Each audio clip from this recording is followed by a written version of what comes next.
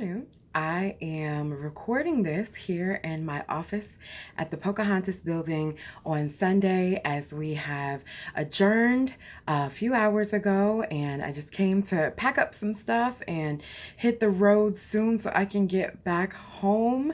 I am so excited to see everyone in the district and to get back on my usual schedule of work and all of the wonderful events that we have going on in Newport News and Hampton. So I am definitely taking tomorrow off. But after that, we will hit the ground running. And so I just wanted to make sure that I gave a final update before I went home.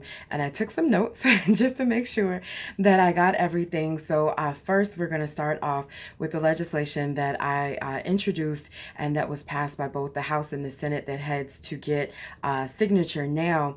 And so first, I want to start off with what is, I think, one of the most important pieces of legislation that I have worked on because of the backstory. You all have heard it if you've seen my other updates. But what I call Francesca's Bill, House Bill 1997, this courageous young woman who went through a nightmare of a situation with sexual assault, but who has risen to just be such an inspiration, worked with me, and we got her bill passed so that principals, upon notification of a protective order for a student, can then let other personnel know that have a direct interest in the safety of the student so that they can have help navigating the school environment and to keep them safe, but also to help them stay focused on their education. House Bill 1998, 3 years in the making, but we finally got it done, and that is to now expedite cases where public safety officials, health professionals, and school professionals, if they need to have bodily fluids tested that they were exposed to, and the person is either unable or uncooperative in providing a specimen for testing, that now will have an expedited hearing in the General District Court so that they can know what measures they need to take, what life-saving measures they need to take after having been exposed in the regular course of their duties. House Bill 2035 is where I worked with DMAS, where, remember, the DMAS providers that were not transportation providers, they were legally required to give information about them having passed their background check and having proof of it. But then they were also legally prevented from sharing that information with DMAS. So now we have fixed that technicality to make it easier for those DMAS providers to provide that information so that we can make sure that we have good providers who have passed their background check but have the ability to easily communicate that information, the proof of that. We have House Bill 2693, where we created 3 new categories for qualified mental health professionals, building upon language that we added to the registry in 2017. So now we'll have a QMHPA, a QMHPC, and a QMHPT, and those trainees will now be able to, I think, draw down some payment for the providers that they're working with. But most importantly, I think this provides a well-organized pipeline for someone to go from QMHPT, hopefully all the way to licensed mental health professional. So that is quite exciting.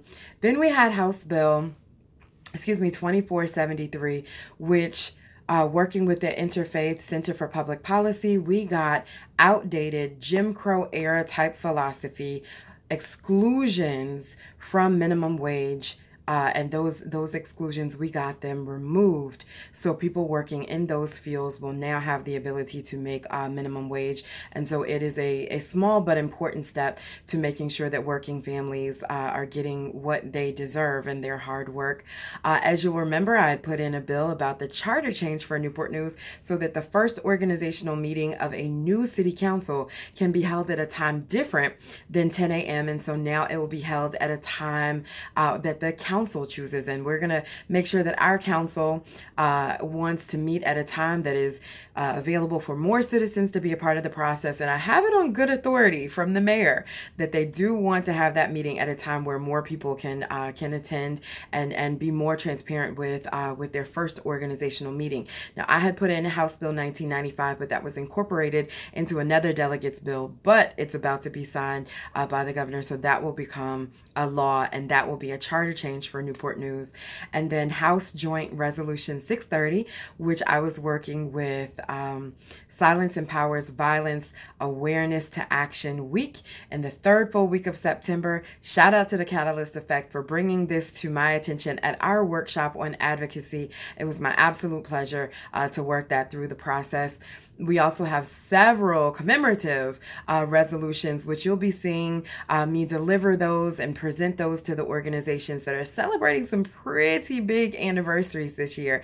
So I look forward to getting back to the district so that I can make sure that they get their resolutions after we receive them in April. So about May until the end of the year, I'll be attending celebrations to celebrate those anniversaries. And if you'll remember, House Bill 2000, that arose from the situation at Aqua Vista Apartments.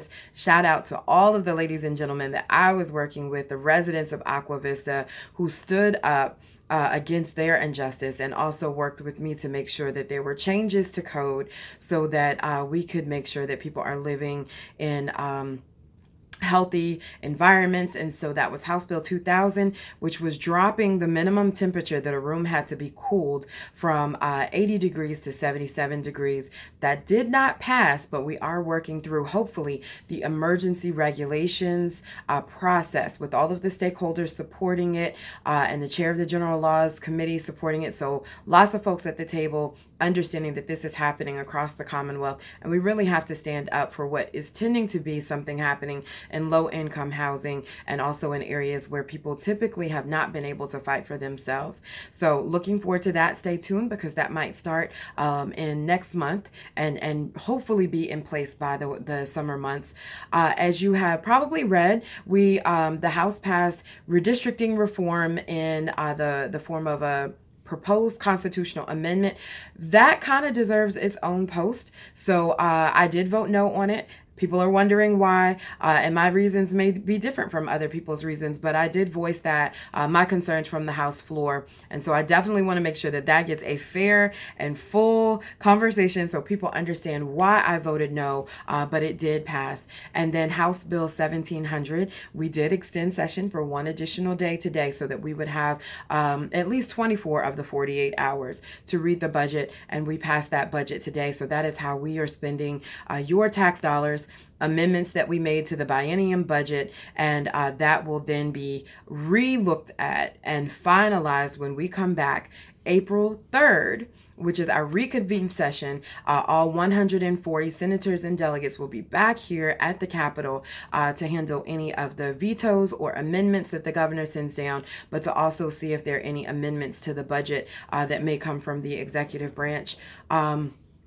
So that's basically my update. Two quick things.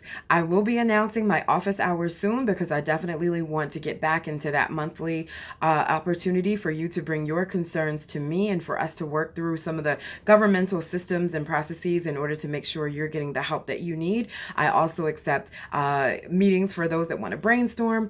We can start dropping legislation over the summer. And so I want to know your ideas. And then also I'll be announcing my next town hall. We had our town hall in January where we talked about hot button issues that we actually dealt with here. And so now I want to give you a report on more than just the legislation that I worked on, but some of the bills that we passed in the entire legislature that would be important to those residents of the 95th district. And so it has been my absolute honor and privilege to be here. I did not come intending to talk about race as much as I have, but with the events that have unfolded in this here Black History Month, I did believe that it was my duty to speak up and call out injustices, call out opportunities, call out privilege, and call out oppression. And so it may not be comfortable for everyone to hear, but these are the difficult discussions that we will have to continue even as we move forward so that our Commonwealth can be as best as it can be, and really make sure that we're working toward equitable solutions through policy and the other branches of government as well. So thank you all so much for your input. Thank you for your continued reaching out. And also thank you for those that have sent words of encouragement and support. They have meant more than you could even imagine here in this session. And so I will be bringing another update to you soon from the district. Talk to you later.